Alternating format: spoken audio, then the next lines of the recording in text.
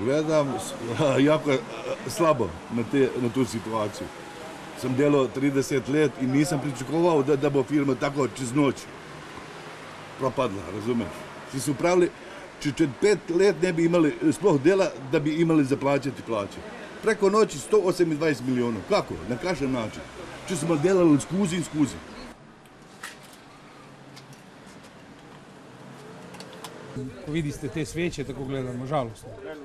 Ne pomika, mislim, ta stečaj gre počasno, vse ostalo gre počasi. Ljudje so izgubili pravico, 70% delavcev je izgubilo pravico že nadomestila junija meseca, službe od nikjer in se ne vidiš.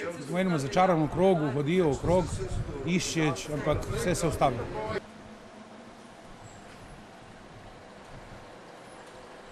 So pokradli, ne? So kupili ene parcele, recimo preko vas. So vam dali solde, 7 milijonov, pole su od vas otkupili za 30 milijonov. To je lako uhvati. Ne preiščuju slučaj.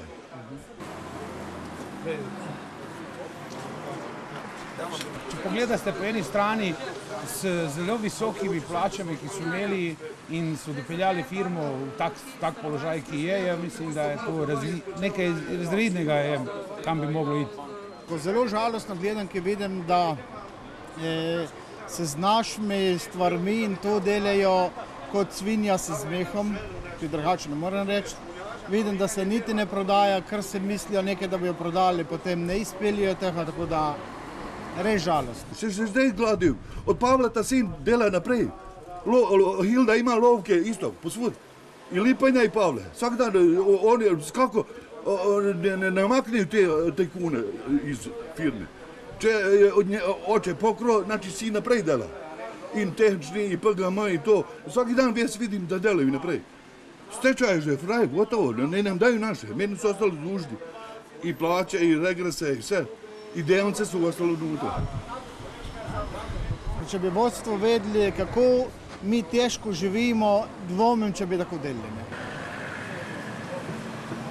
Za delo lahko sam sanjaš. Dela ga ni.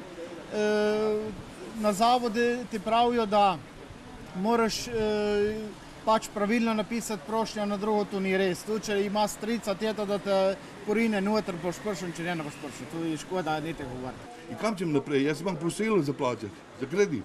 Znači, bježi iz stanja. Lako me še vrže iz stanja.